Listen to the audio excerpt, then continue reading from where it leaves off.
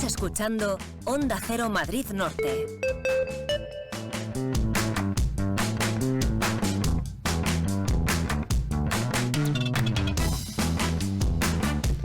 Pasan 40 minutos de la 1 de la tarde y les vamos a hacer una pregunta antes de comenzar nuestro siguiente contenido. ¿Han sentido alguna vez pues culpa por decir no a una persona, ya sea un familiar, un amigo que les invita a hacer algo o que les ordena algo? También puede ocurrir con los jefes, ¿no? Que también te dice, tienes que hacer esto, tienes que hacer lo otro, y a pesar de que se sale un poco de lo que sería su responsabilidad y tal, pues uno no es capaz de decir no.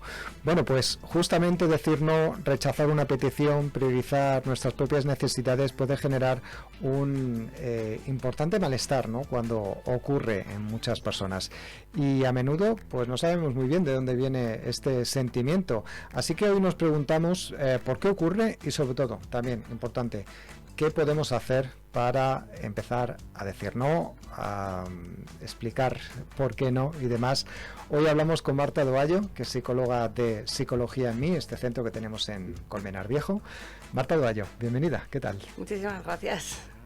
Bueno, como decimos, nos generan muchas preguntas porque yo creo que es un sentimiento común, ¿no? Que a veces hemos experimentado, no a veces, sino que suele ser continuo, ¿no? Hasta que nos damos cuenta de que va en contra incluso de nuestra salud, tanto física como mental.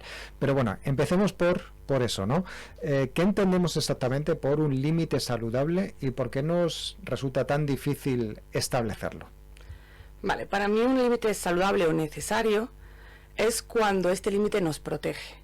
Es decir, cuando yo, para cumplir con tus necesidades o con lo que me exiges o con lo que quieres que yo haga, me abandono y me desprotejo a mí. Es decir, yo no quiero dar para entender que no debamos ayudar a los demás, complacer a los demás, ¿no?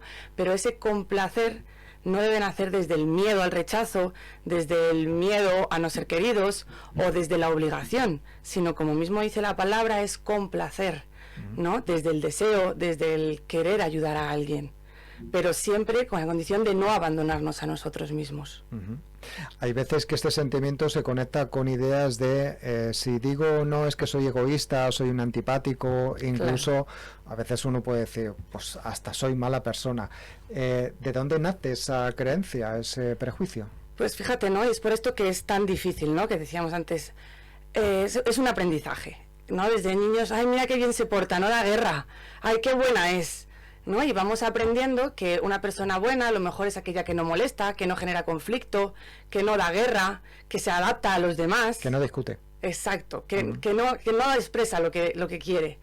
Entonces vamos aprendiendo esto, y cuando además estamos acostumbrados a dar tanto a los demás, nos rodeamos de esto, nos rodeamos de personas que están acostumbradas, y cuando ponemos ese límite, pues ya está el, ay, estás cambiando, hoy, antes no eras así, ¿qué te está pasando? Y esto nos genera cierta culpa, pero que los demás les incomode nuestro límite no tiene que significar que ese límite sea injusto. Bueno, para desmontar esto, obviamente lo primero es tener constancia, ¿no? Y por lo menos con esta conversación darnos cuenta de cómo funcionamos mentalmente con ese tipo de mochilas que a veces llevamos. Y por otro lado, es verdad que es una situación común que también nos puede afectar tanto mentalmente como física, ¿no? Porque toda esa situación genera malestar en uno mismo.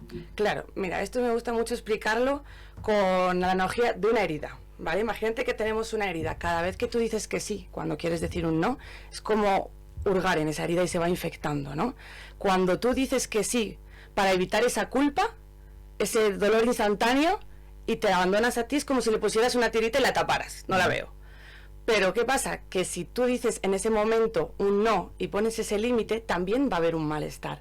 Pero eso es lo mismo que quitar esa tirita y echarle alcohol a la herida. Y duele. Curar una herida duele. Pero ¿qué pasa? Que conforme tú vayas poniendo esos límites, llegará un momento en el que deje de doler. Entonces esa herida cicatrizará. Sin embargo, si seguimos poniéndole tiritas, esa sensación de rechazo, de abandono, de soledad, seguirá creciendo. Alguna vez, Marta, hemos hablado de la culpa, lo hemos citado hace un momento, ¿no? Muchas veces sentimos culpa incluso cuando sabemos racionalmente que nos está haciendo daño, que no hemos hecho nada malo, porque nuestras emociones y nuestra razón parecen ir por caminos distintos en estos casos. Esa culpa nos intenta proteger del rechazo a la sociedad, ¿no? Somos seres sociables, del miedo a no cumplir una expectativa, a no ser buenos, pero paradójicamente, cuanto más disponibles estamos para los demás, más riesgo corremos a ser invisibles. Es decir, cuanto más nos abandonamos a nosotros mismos, más riesgo corremos de perdernos. ¿Qué significa perdernos? Esto me gusta contarlo con la analogía del camaleón. Un camaleón se posa en una rama y coge el color de la rama para pasar desapercibido, para que nadie se lo coma o lo mate, ¿no? Pues imaginemos que vamos al trabajo, cumplimos las necesidades, todo lo que quieren los demás, agarramos ese color. Vamos con nuestros amigos, hacemos todo lo que quieren, les cumplimos sus necesidades, vamos cogiendo distintos colores. ¿Qué pasa? Que corremos el riesgo de que ¿quién eres tú cuando dejas de complacer a los demás? ¿Cuál es tu color? Corremos el riesgo de perdernos. Bueno, ya hemos hecho contacto, por así decirlo, con este sentimiento, con esa culpa, sabemos cómo funcionamos mentalmente y cómo se produce, ¿no? Pero me gustaría preguntarte por que nos aconsejes un pequeño paso, un ejercicio práctico para empezar a poner límites de forma más sana y sobre todo gestionar esas situaciones. Pues yo animo a los oyentes que nos están escuchando, si tienen esta situación, a hacer un experimento, ¿no? Es algo que es muy fácil, pero muy difícil de hacer, y lo sé. Y es decir un pequeño no, cada día. Es como una vacuna, es como ponernos anticuerpos, ¿no? Al final nos tenemos que enfrentar a esa culpa, no vamos a poner el límite que más nos cuesta, ni el no más difícil. No vamos a ir a tu jefe a decirle primero no, porque esto nos mata como el virus. Debemos ir haciendo pequeñas vacunas para ir inoculándonos a esa culpa, a tolerar ese malestar.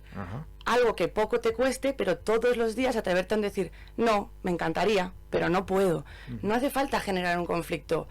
Mantenerse duro por dentro, pero blando por fuera. No, gracias, ahora mismo no puedo, me encantaría ayudarte. Muy bien, bueno, pues ya es cuestión de ponerlo en marcha y tal, y sobre todo de pensar en qué circunstancias lo podemos hacer. Muchas gracias, Marta Duallo, psicóloga de Psicología en Mí. Recordamos, este es centro de psicología que está en Colmenar Viejo. Recuérdanos cuál es la dirección. Estamos en El Mirador. No me la... Ay, perdona.